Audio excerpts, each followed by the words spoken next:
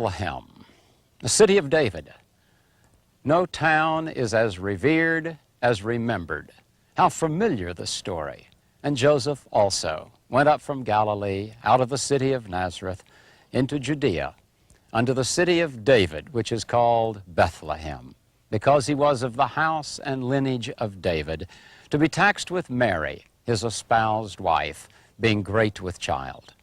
And so it was, that while they were there, the days were accomplished that she should be delivered.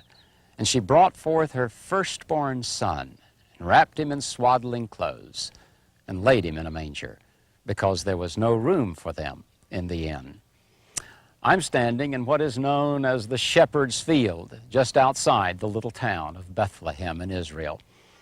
It was here the greatest angel visitation known to man took place. The skies were full of them, from horizon to horizon, heralding the birth of the Messiah. The Bible is full of stories about angels. 15 months before the birth of Christ, an angel appeared to an old Jewish priest named Zechariah, who was ministering in the temple in Jerusalem. Do not be afraid, Zechariah. Your prayer has been heard. Your wife, Elizabeth, will bear you a son, and you're to give him the name John. He became known as John the Baptist. 6 months later, 90 miles north in the little town of Nazareth, another angel, Gabriel, in a similar message, came to a simple teenage girl named Mary. Hail, the angel said, thou art highly favored. The Lord is with thee. Blessed art thou among women. 9 months later, in this field where I'm standing this afternoon, shepherds were in the field, keeping watch over their flock by night. And lo, the angel of the Lord came upon them, and the glory of the Lord shone round about them. I memorized those words as a child, along with all those wonderful Christmas carols about angels, angels from the realms of glory. Hark, the herald angels sing, while shepherds watch their flocks by night, all seated on the ground. The angel of the Lord came down, and glory shone around. As we approach the end of the age, angel appearances are once again taking place. From all over the world come reports of angel sightings. That's not surprising. References to angels far outnumber the references to demons and evil spirits and even Satan in the Bible. In fact, there are more than 300 references to angels in the Bible. But who are they? What do they do? And most important, what do they mean to us in this era of spiritual warfare, which is so important in this last day that we live? The term angel, angelos in Greek, means simply messenger. They are God's special delivery messengers. They seem to take on many shapes and forms. Sometimes they appear as heavenly beings, floating in the sky or towering over those to whom they speak. Invariably, when they appear, they frighten people. No wonder that when the angel came to Daniel or to Zechariah or to Mary, they began their message with, "Don't be afraid, fear not." At other times, angels appear in human form. Paul warns us to be careful about turning away strangers from our door. We may be dealing with angels unawares. The Bible is filled with stories of angels who bring messages from God. Sometimes these messages are in the form of directions. Do this, go there. Following the revival in Samaria, an angel spoke to Philip, one of the deacons in the early church, told him to go south to the road, the desert road, that goes down from Jerusalem to Gaza. He obeyed and met an Ethiopian eunuch, filled with questions. Philip had the answers. He led him to Christ, and then baptized him in a nearby spring. Yet angels do far more than bring messages from God. Some are ministering angels. They minister to God around the throne, continually singing His praises. Others minister to us on earth, especially to those who have great needs. A respected Episcopal priest, a friend of mine, told me one time of a man who had just received word that he was going blind, who stopped by his church to ask for prayer before entering the hospital. Together, they entered the empty, semi-dark sanctuary where the man knelt before the altar. As they prayed, the priest looked up, and there, hovering around that man, were dozens of small angels. They were, he said, ministering to him. The next day, the doctor sent the man home from the hospital. They could find no trace of the earlier disease. He was healed. In my research, I have talked to a number of people who have reached the edge of despair, only to have an angel appear and bring hope. After Jesus had been tempted by Satan in the Judean wilderness, just a few miles from where I'm standing, the Bible says the angels came and ministered to him. The night before Jesus was crucified, he came to the Garden of Gethsemane to pray. It was an agonizing night. His prayer was so intense that he sweated blood. Physically and emotionally exhausted, he leaned against a huge olive tree, and an angel came and ministered to him.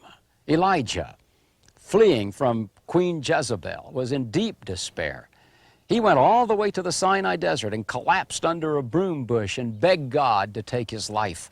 Instead, an angel of the Lord came and ministered to him, bringing him hot pita and a jar of water. And then there are guardian angels. Remember when Satan tempted Jesus and took him to the pinnacle of the temple, challenged him to throw himself off the temple? He quoted Psalm 91, "For he will command his angels concerning you, to guard you in all your ways. They will lift you up in their hands, so that you will not strike your foot against a stone." Jesus, of course, resisted Satan. To test God in that way would be to presume upon him, he said. While we do not presume upon God's protection, it is right to ask God to dispatch his angels to protect us, to guard us. I never get in an airplane without asking God to surround me with his guardian angels. Whenever I leave home, I ask God to dispatch an angel to watch over my house, my property, my children, all my loved ones who are left behind. Messenger angels, ministering angels, guardian angels, but none are more important than the warring angels. Those angels who fight off the evil spirits, who actually enter into combat in the invisible realm called the heavenlies. They protect us from the onslaughts of Satan and his onslaughts of devils and demons. The Bible talks of an event before time on earth began called a war in heaven. The archangel Lucifer, who headed the heavenly choir, was in charge of all music and worship, and he rebelled against God. He decided he would overthrow his creator and would establish himself as God. Michael, another archangel, led the battle against him. God banished Satan all the way to earth, along with all those angels who followed him. These are the demons and the evil spirits of today. That battle continues. It's the battle for the souls of men. The angels, however, strengthened by those of us who pray in the Spirit, fight for us. Satan and his demons, although defeated at Calvary, struggle on, hoping by deceiving man to pull some of us into hell. Our task, to pray and leave the battle with God. Yesterday, I was several miles north of here in the area known as the West Bank of Israel, a place where war continues. I wanted to visit the site of ancient Dothan. It was there where one of the most amazing events of the Bible took place. 600 years before the birth of Jesus, the prophet Elisha had angered the king of Syria. The Syrian king sent a band of soldiers into Israel to capture Elisha and to bring him back across the border where he would be tortured and finally killed. The remarkable story is found in 2 Kings 6.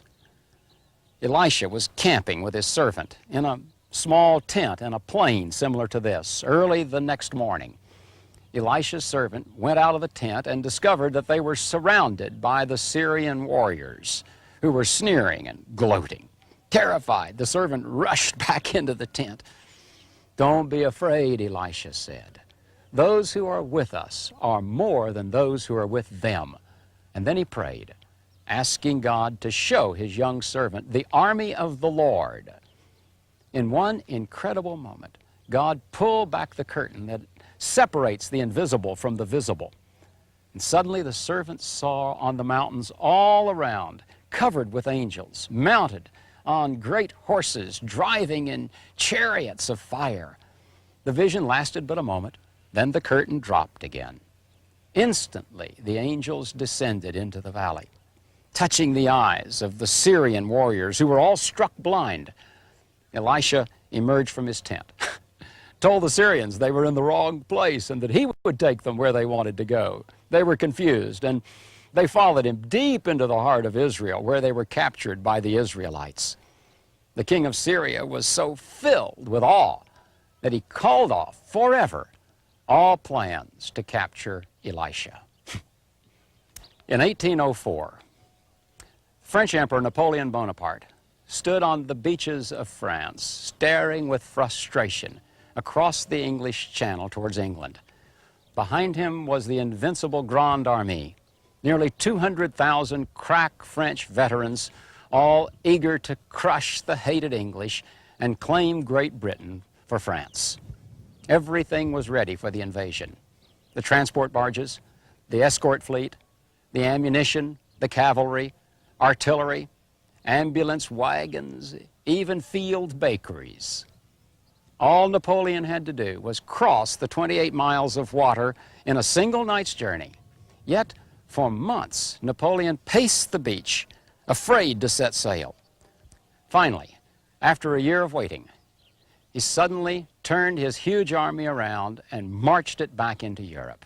The plan to invade England was laid aside forever. What stopped Napoleon? Just across the horizon, invisible to the naked eye, but very real, was the awesome Wall of Oak, Britain's Royal Navy. Even though the Emperor's fleet far outnumbered the British, he dared not come against it in combat. He was defeated by an invisible force, the Wall of Oak, standing guard just beyond the horizon. What the Royal Navy was to the people of England, God's angels are to us. Not a wall of oak, but an invisible circle of fire. In the following lessons, I'm going to show you how to walk victoriously in spiritual warfare by putting on the whole armor of God. However, as you face this day, remember, the angel of the Lord encamps around those who fear him, and he delivers them.